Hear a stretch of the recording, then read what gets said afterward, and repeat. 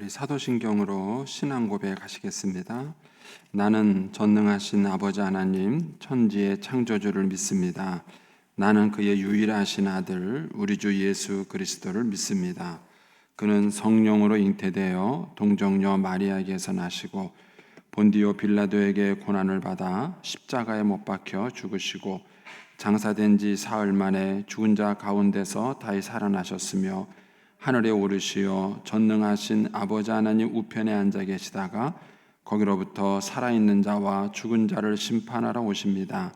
나는 성령을 믿으며 거룩한 공교회와 성도의 교제와 죄를 용서받는 것과 몸의 부활과 영생을 믿습니다. 아멘. 우리 찬송가 455장 찬송입니다.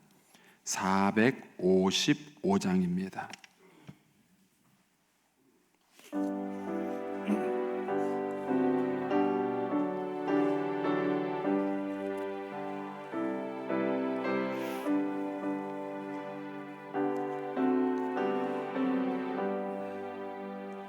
주님의 마음을 본받은 자 그 맘에 평강이 찾아오면 험악한 세상을 이길 힘이 하늘로부터 임함이로다. 주님의 마음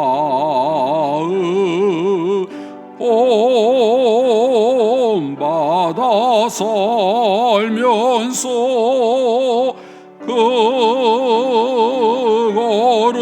거룩하시 나도 이르리. 주 모습 내 눈에 안 보이며 그 음성 내 귀에 안 들려도 내 영혼 날마다 주를 만나 신령한 말씀을 배우도다. 주님의 마음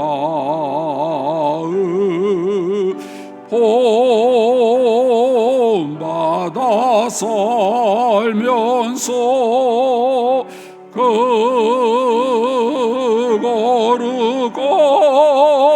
거룩하시 나도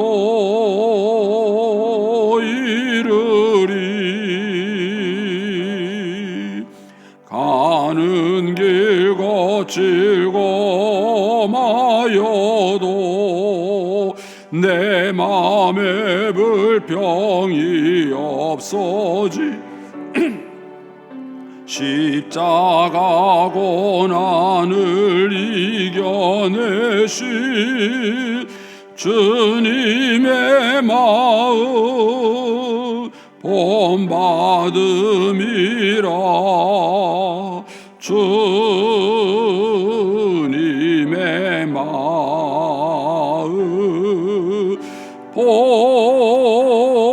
본받아 살면서 그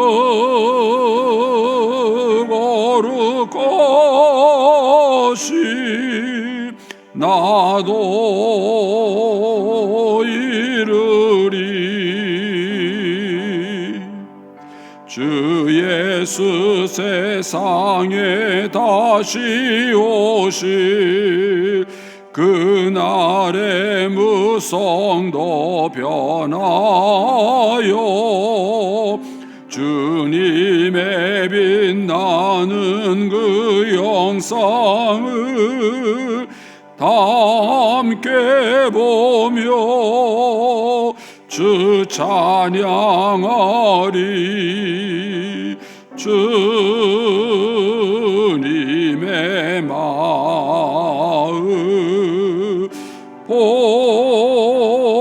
본받아 살면서 그 그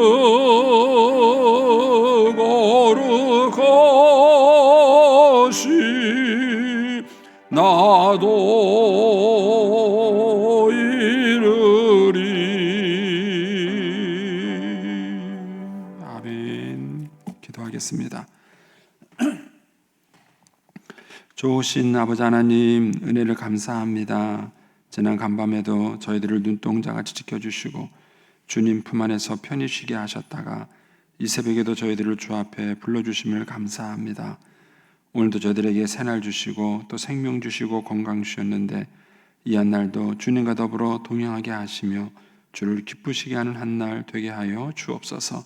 어디서 무엇을 하든지 앉고 일어서는 모든 곳에서 주님의 향기를 바랄 수 있게 하시고 또 만나는 모든 사람들에게 주의 이름을 증거하는 한날이 되게 하여 주옵소서. 주님께 감사의 예물을 올려드립니다. 범사에 감사합니다. 9월달도 온 가족 믿음으로 승리하게 하옵시고 건강하게 하옵소서. 하나님의 은혜에 감사합니다. 또 성경금과 1,000번째 예물 주님께 올려드립니다. 하나님 아버지, 믿음으로 순종으로 감사로 드리는 예물을 주님께서 기뻐 받으시며 약속하신 하늘의 복과 땅의 복으로 충만하게 채워 주시옵소서. 주의 은혜로 종의 가정들을 형통케 해주시며 그 자녀들을 축복하여 주시옵소서. 예수님의 이름으로 축복하며 기도하옵나이다. 아멘. 하나님의 말씀은 우리 사사기 12장 1절에서 15절까지의 말씀입니다.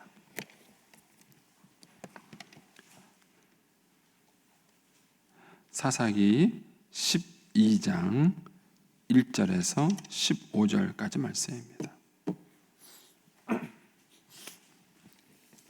우리 같이 봉독하겠습니다. 에브라임 사람들이 모여 북쪽으로 가서 입다에게 이르되 내가 암몬 자손과 싸우라 건너갈 때에 어찌하여 우리를 불러 너와 함께 하지 아니하느냐. 우리가 반드시 너와 내 집을 불사르리라 하니 입다가 그들에게 이르되 나와 내 백성이 암몬 자손과 크게 싸울 때에 내가 너희를 부르되 너희가 나를 그들의 손에서 구원하지 아니한 고로 나는 너희가 도와주지 아니하는 것을 보고 내 목숨을 돌보지 아니하고 건너가서 암몬 자손을 쳤더니 여호와께서 그들을 내 손에 넘겨주셨거늘 너희가 어찌하여 오늘 내게 올라와서 나와 더불어 싸우고자 하느냐 하니라. 입다가 길르앗 사람들을 다 모으고 에브라임과 싸웠으며 길르앗 사람들이 에브라임을 쳐서 무찔렀으니 이는 에브라임의 말이 너희 길르앗 사람은 본래 에브라임에서 도망한 자로서 에브라임과 므낫세 중에 있다 하였습니다. 길르앗 사람이 에브라임 사람보다 앞서 요단강 나루터를 장악하고 에브라임 사람의 도망하는 자가 말하기를 청하건대 나를 건너가게 하라 하며 길르앗 사람이 그에게 묻기를 내가 에브라임 사람이냐 하여 그가 만일 아니라 하면 그에게 이르기를 쉿볼렛이라 발음하여 에브라임 사람이 그렇게 바로 말하지 못하고 쉿볼렛이라 발음하면 길르앗 사람이 곧 그를 잡아서 요단강 나루터에서 죽였더라. 그때에 에브라임 사람의 죽은 자가 42,000명이었더라. 입다가 이스라엘의 사사가 된 지 6년이라. 길르앗 사람 입다가 죽음에 길르앗에 있는 그의 성읍에 장사되었더라. 그 뒤를 이어 베들레헴의 입산이 이스라엘의 사사가 되었더라. 그가 아들 30명과 딸 30명을 두었더니 그가 딸들을 밖으로 시집보냈고 아들들을 위하여는 밖에서 여자 30명을 데려왔더라. 그가 이스라엘의 사사가 된 지 7년이라. 입산이 죽음에 베들레헴에 장사되었더라. 그 뒤를 이어 스불론 사람 엘론이 이스라엘의 사사가 되어 10년 동안 이스라엘을 다스렸더라. 스불론 사람 엘론이 죽음에 스불론 땅 아알론에 장사되었더라. 그 뒤를 이어 비라돈 사람 힐렐의 아들 압돈이 이스라엘의 사사가 되었더라. 그들에게 아들 30명과 손자 30명이 있어 어린 낙이 70명을 탔더라. 압돈이 이스라엘의 사사가 된 지 8년이라. 비라돈 사람 힐렐의 아들 압돈이 죽음에 에브라임 땅 아말렉 사람의 산지 비라돈에 장사되었더라. 아멘. 이 새벽에도 주의 은혜와 축복이 함께 하시기를 축원합니다. 오늘 말씀에는 이제 입다 선지자 얘기의 마무리가 나옵니다. 1절부터 7절까지가 이제 입다 선지자에 대한 마무리가 나오고, 그 다음에 이제 8절부터 이제 15절에 이제 세 명의 사사, 그러니까 입산, 엘론, 압돈이라는 이제 세 명의 사사에 대해서 아주 간략하게 이제 얘기가 나오는 것이 이제 오늘 본문의 말씀입니다. 이제 본문에 보면 이제 그 입다라는 그 이제 사사가 이제 전쟁을 다 끝나고 돌아왔을 때에 이제 에브라임 지파에서 이제 시비를 겁니다. 기드온 때도 이 에브라임 지파는 똑같은 시비를 걸었어요. 기드온이 승리하고 돌아왔을 때에 왜 우리를 그 전쟁에 부르지 않았느냐라고 이제 시비를 걸었고, 여기서도 이제 입다가 전쟁에서 승리하고 돌아오니까 왜 우리를 부르지 않았느냐라고 이제 똑같은 시비를 걸었습니다. 아마 이 에브라임 지파는 이제 그 여호수아가 에브라임 지파입니다. 그러니까는 가나안 땅을 정복할 때 이제 여호수아가 이제 주도적으로 이 모든 전쟁을 인도했고, 따라서 그 에브라임 지파가 아마 굉장히 많은 이제 활동과 영향력을 했을 것입니다. 그러니까 이제 그들에게는 늘 그런 엘리트 의식이 있는 것 같아요. 자기 지파가 12지파 가운데서도 가장 낫다라는 어떤 그런 생각이 있는 것 같습니다. 그리고 이제 12지파의 땅을 이렇게 보더라도 그 에브라임 지파가 이렇게 전체적인 땅 위치에서 중간 정도 부분에 이 에브라임 지파가 위치를 합니다. 하여튼 그런 여러 가지 이유로 인해서 이 에브라임 지파가 이제 여기서 시비를 걸은 거예요. 왜 너희가 전쟁터 나갈 때 우리를 부르지 않았느냐라고 이제 얘기를 합니다. 근데 여기에 대해서 기드온의 태도와 입다의 태도가 서로 달랐습니다. 기드온은 에브라임 지파를 달랬어요. 너희가 우리보다 훨씬 낫다 이렇게 얘기하면서 이 에브라임 지파를 달랬는데, 오늘 입다는 그렇게 하지 않습니다. 이 에브라임 지파와 정면으로 전쟁을 벌여서 42,000명이 죽는 이 사건이 벌어지게 됩니다. 그럼 이제 성경에서는 이거를 왜 기록했을까 하는 것이죠. 사사기에서 이런 사건들을 기록한 이유는 뭐냐면, 사사들의 그 모습을 통해서 어떻게 이스라엘 백성들의 신앙이 서서히 타락해 가는가, 그들의 신앙이 어떻게 변질돼 가는가를 보여주는 것이 이 사사기의 목적입니다. 그래서 입다가 어떻게 이 변질됐는가라는 걸 보여주고, 이 뒤에 나와 있는 이 세 명의 간략한 사사도 굉장히 간단하게 내용이 기록이 되어 있지만 여기도 동일합니다. 어떻게 이스라엘 백성들의 신앙이 서서히 타락해 갔는가 하는 것입니다. 이제 이 입다의 사건을 통해서 나타나는 것은 뭐냐면은 이스라엘 백성들 사이에 있는 균열이에요. 이스라엘은 12지파가 움직이면서 하나의 공동체로 그들이 활동하기를 하나님은 원하셨습니다. 그래서 하나님께서 이스라엘 백성을 부르실 때에 어느 한 지파를 부르기보다는 이스라엘이라는 통칭적으로 그들을 불렀어요. 그런데 이제 이 사사기 때 신앙이 서서히 타락하면서 나타난 현상이 뭐냐면 균열이에요. 지파 간 균열입니다. 그래가지고 외부의 적과 싸우는 게 아니라 자기들끼리 싸우는 거예요. 내부의 적과 싸우는 겁니다. 자기들끼리 싸워가지고 분열이 되는 것이 지금 이 사사기에 나타나는 현상입니다. 이런 것들은 오늘 우리에게도 똑같습니다. 가정이 건강하면 부부가 하나가 되고 부모 자녀가 하나가 되고 형제가 하나가 되는 거예요. 근데 건강한 가정이 되지 않으면 균열이 되는 것입니다. 부부가 하나가 되지 못하고 부모 자녀 사이에 갈등이 있고 형제와 형제 사이에 갈등이 있는 거예요. 그러니까는 우리 가정이 건강한가, 그러니까 우리 가정이 지금 건강한 흐름으로 가고 있는가, 아니면 우리 가정이 건강하지 않은 흐름으로 가고 있는가라는 그런 사인을 보는 것 중에 하나가 뭐냐면은 가족들이 하나가 되는가 하는 거예요. 가족들이 그것도 겉으로만 하나가 되는 것이 아니라 마음으로 하나가 되고 있는가 하는 것이죠. 교회도 마찬가지죠. 교회도 은혜스러운 교회가 어느 교회인가? 분열이 없는 교회예요. 은혜롭지 않은 게 어느 교회인가? 분열과 다툼이 있는 교회가 은혜롭지 않은 교회죠. 나라도 마찬가지입니다.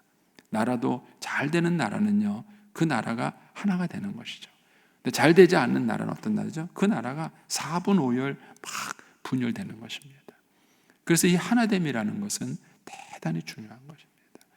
그런데 이제 우리는 어렸을 때부터 이 하나 되는 교육을 잘 시키지 않는 것 같아요. 한번 쭉 여러분들이 성장했을 때의 모습을 한번 쭉 보셔요. 1등 하는 걸 가르치는가, 하나 되는 걸 가르치는가.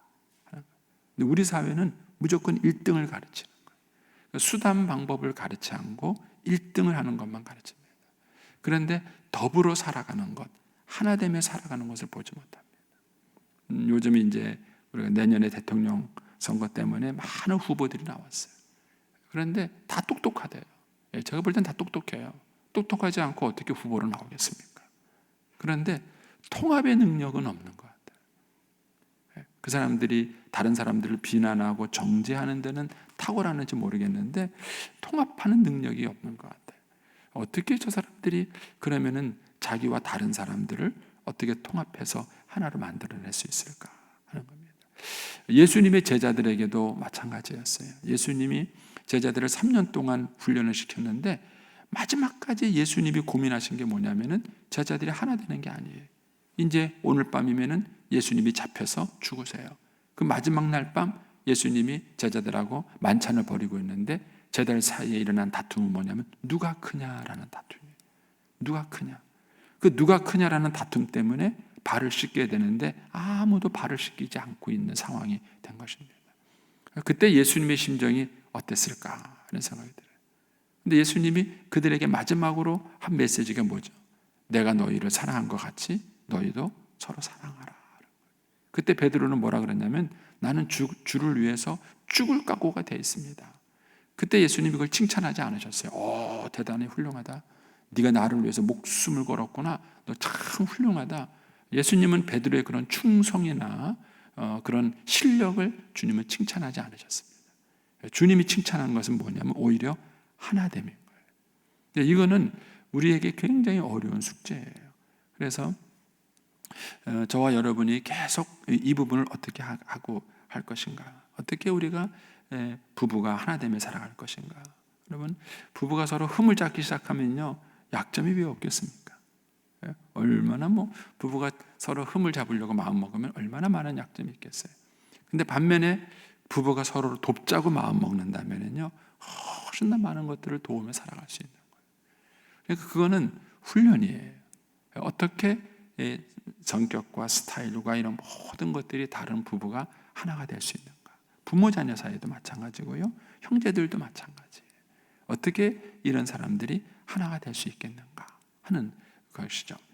이제 오늘 본문에 보면은 이제 에브라임 지파와 이제 입다 사이에 갈등이 생겼는데 이 갈등의 요인을 조금 더 구체적으로 보겠습니다.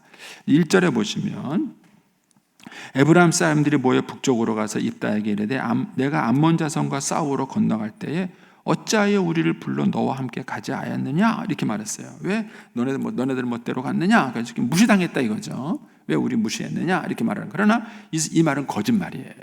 왜냐하면 2절을 보면 입다가 뭐라고 말을 하냐면은 입다가 그들에게 이르되 나와 내 백성이 암몬 자손과 크게 싸울 때에 내가 너희를 부르되, 부르지 않은 게 아니에요. 불렀어요. 불렀는데 너희가 나를 그들의 소원에서 구원하지 아니한 거로 안 도와준 겁니다. 진짜 싸움이 한참 있을 때에는 안 도와준 거예요. 저놈이 이 전쟁에서 이길까 질까 확신이 없었는지도 모르죠. 그런데 전쟁에서 이기고 돌아오니까 이제 그때 가서 이제 누구 말대로 다 차려진 밥상에다가 숟갈 하나 얻겠다는 심정으로 이제 나타난 거죠. 그러니까 여기에 대해서 이제 있다가 화가 난 것입니다. 왜 이런 갈등이 생겼을까요? 에브라임 지파는 왜 안 불렀느냐 이렇게 말을 하는데 입다는 불렀는데 왜 오지 않지 않았느냐 이렇게 말하는 거예요. 왜 이런 현상이 생길까요? 사람이 자기 보고 싶은 것만 봐서 그래요. 자기 보고 싶은 것. 부부들이 이렇게 싸울 때 얘기를 들어보면은요 틀린 얘기 하나도 없어요. 남편 얘기 들어보면은 다 맞아요.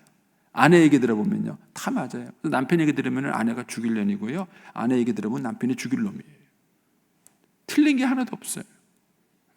그래서 성경에서는 뭐라 그러냐면은 갈등이 생기면 상대편 얘기를 들어봐야 한다 이런 말씀이 있는 거예요. 그러니까는 사실 에브라임 지파는 왜 나를 안 불렀느냐, 왜 무시했느냐 이렇게 말을 하는데 사실 입다 지파에서는 입다는 안 부른 것이 아니에요. 불렀는데 사실은 그들이 도와주지 않은 것이죠. 그러니까는 자기 섭섭한 것만 생각하는 거예요. 그러니까 이 갈등이 있을 때 사실은 반대편 입장을 생각했었으면 더 왔겠죠. 만약에 에브라임 지파가 입다 미안하다. 그때 네가 불렀을 때 가서 참 같이 도와주고 싸웠어야 되는데 그러지 못해서 미안하다. 그러니까 2절 얘기를 에브라임 지파가 했으면 은혜가 됐을 거예요. 그런데 이 사람들은 자기 섭섭한 것만 보는 거예요. 그래서 이것이 우리가 성숙해가는 과정에 있어서 대단히 중요합니다. 사람이 자기 섭섭한 거, 자기 무시당한 거, 자기 억울한 것만 생각하면은 그러면 반드시 이를 균형 있게 보지 못하는 거예요. 그러니까 이 에브라임 지파는 자기가 무시당했다는 이 감정에 딱 사로잡혀 있으니까 다른 것을 보지 못하는 그런 우를 범하는 것이죠. 반면에 이제 입다는 이렇게 말합니다. 2절에 내가 너희를 불렀는데 너희가 우리를 도와주지 않았다. 구원하지 않았다 이거예요. 도움이 필요할 때 도와주지 않았다는 거예요. 그래서 3절에 뭐라고 말하냐면은 나는 너희가 도와주지 아니하는 것을 보고 내 목숨을 돌보지 않고 건너가서 싸워서 안 본 자손을 쳤다. 그런데 이제 와서 네가 와서 큰 소리 치느냐 이런 거예요. 근데 이 입다는 여기에 목숨 걸고 싸웠어요. 어느 정도 목숨을 걸었죠? 자기 딸을 희생했어요. 그러니까 입다는 이 전쟁에 나갈 때에 입다도 이 전쟁의 승리에 대한 불안감이 있었던 것이죠. 그래서 이제 하나님께 서원을 하죠. 하나님 나를 이 전쟁에서 이기게 해주시면 내가 돌아올 때 첫 번째 만나는 사람을 제물로 바치겠습니다. 그런데 그 첫 번째 만난 사람이 자기 무남동료 외딸이에요. 그래서 그 무남동료 외딸을 이 입다가 희생을 시켰어요. 여러분 그런 아버지의 마음을 아시겠어요? 자기 딸을 희생하면서까지 얻은 전쟁이에요. 그렇게 해서 희생해서 얻은 전쟁인데 에브라임 지파가 딱 와서 한다는 소리가 왜 우리 안 불렀어? 그러니까 이건 불을 지른 거예요. 뭐라고? 이렇게 된 거예요. 뭐라고? 내가 목숨 걸고 내 딸을 희생하면서 전쟁할 때 너 뭐 했는데 이래? 그러니까 입다가 감정적으로 나온 거예요. 그래가지고 길르앗 자손하고 이제 뭉쳐가지고 이제 이 에브라임과 바로 전쟁을 치른 것입니다. 여러분 여기서 우리가 조심해야 될 게 있어요. 그게 뭐냐면요, 희생을 많이 한 사람은 독해진다는 거예요. 많이 독해져요. 저는 저희 어머님이 인생을 사시는 동안에 한 번도 다른 남자한테 눈을 돌린 걸 본 적이 없어요. 오로지 그냥 자식을 위해서, 오로지 가정만을 위해서 살았었어요. 어렸을 때는 몰랐어요. 제가 그냥 우리 엄마니까 당연히 그런 거라고 생각을 했어요. 근데 제가 나이가 들고 목회를 해보니까 저희 어머님이 40대 초반에 과부가 됐는데 그 40대 초반에 과부가 된 그 시절이 얼마나 외롭고 힘들었겠어요. 인생을 거꾸로 돌려놓고 생각해 보니까 그 시절에 더구나 예전에는 여자들이 돈 버는 것이 쉽지 않았잖아요. 근데 그런 시절에 막 생활과 싸워가면서 자식을 키울 때 얼마나 힘들었을까 하는 생각이 드는데 그때 수많은 남자들을 만나는데도 불구하고 한 번도 밖에 눈 돌린 적이 없어요. 그러니까는 정말 저희 어머님은 충성스러운 여자예요. 제가 볼 때. 그러니까는요, 아버지에 대한 너그러움이 없어요. 나는 무조건 의인이고 너는 무조건 악인이에요. 저희 아버님이 마지막에는 사실 인생의 후반전에 우리 아버님은 후회를 많이 하셨어요. 그래서 뭔가 이 자신이 잘못한 것에 대해서 수습을 하고 싶은 마음이 있으셨어요. 근데 그 마지막 마음을 탁 자른 게 누구냐면 우리 어머님이세요. 우리 어머니가 그냥 딱 자른 거예요. 우리 어머님이 요구한 건 뭐냐면 나한테 무릎 꿇고 사과해라 이거예요. 그러면 다 용서해 주겠다는 거예요. 근데 그럴 남자가 있습니까? 네? 자기가 아무리 잘못했어도 내가 볼 때는 잘못한 걸 알아야 무릎 꿇고 하는 게, 철이 들어야 무릎을 꿇지 그게 그냥 그렇게 되는 게 아니에요. 결국 저희 아버님이 입을 다무시더라고요. 입을 탁 다무고. 하여튼 아버지도 원망스러워요 저는. 네, 저희 어머님한테 미안하다, 수고했다 그 말 한마디만 해줬어도 그 몇십 년 쌓인 한이 싹 풀어졌을 텐데 그거 안 하셨어요. 안 하시고 돌아가셨어요. 저는 너무 그거 보면 안타까워요. 근데 제가 저희 어머니를 보면서 느끼는 거예요. 정말 희생과 헌신을 많이 한 만큼 여유가 없어요. 여러분들이 바른 일을 할 때 조심하셔야 돼요. 바른 일을 할 때 사람은 악해져요. 왜냐하면 그 사람 막을 사람이 없어요. 왜? 바르니까. 옳은 말 하니까, 옳은 일을 하니까. 그런데 잔인해져요. 여러분, 하나님이 얼마나 놀라우신 분이냐면요, 하나님은 공의하신 분이세요. 그에게는 어두움이 조금도 없으세요. 그런데 사랑이세요. 여러분, 하나님 앞에 나갈 때 두려움을 느끼세요? 저는 아니에요. 저는 아무리 죄를 많이 지어도 하나님 앞에 나갈 때 두려움보다도 그분의 사랑이 먼저 느껴져요. 하나님이 나를 품어주시고 받아주신다는 게, 그렇다고 제가 죄를 심상히 보는 건 아니에요. 근데 하나님 앞에 나가면 두려움과 공포가 먼저 있는 게 아니에요. 여러분, 맑은 물에는요, 뭐가 없다고요? 아는 분이요? 맑은 물에는 고기가 없대요. 맑은 물에는요. 그래서 어떤 사람은 너무 청정 결백하고 깨끗하면 주변에 사람이 없대요. 말이 좀 이상하긴 한데, 예. 근데 저는 그게 왜 그럴까? 그렇게 청정 결백하고 좋은 사람이라면은 주변에 사람이 많다 될 것이 아닌가? 그 청정 결백이 문제가 아니더라고요. 사랑이 없는 거예요. 너그러움이 없는 거예요. 여유가 없는 거예요. 여유가 없는 거예요. 그래서 사람이 사랑이 없이 아주 의롭게 되면은요, 굉장히 잔인해져요. 근데 예수 믿는 사람이 그런 거 아세요? 저희들 하는 얘기지만은요, 남편은 맨날 술 먹어요. 하루 술 안 먹고 도는 날 없어요. 아내는요, 신앙생활 열심히 해요. 그러면 그 아내가 그 남편을 어떻게 볼까요? 인간처럼 안 봅니다. 그 남편을 인간처럼 안 봐요. 그 남편이 그걸 다 알아요. 남편이 다 알아요. 여러분, 아주 의롭고 공의로우면서도 사랑이 풍성할 수 있을까? 이게 어려운 거예요. 그 입다는 정말 이스라엘 민족을 구원하기 위해서 목숨 걸은 거예요. 자기의 목숨을 걸고 자기의 무남 동료 외딸을 희생하면서까지 정말 이 전쟁에 목숨을 걸은 거예요. 그런데 에브라임 지파가 딱 와서 한다는 소리가, 왜 우리 빼놨어? 그러니까 확 화가 난 거예요. 뭐라고?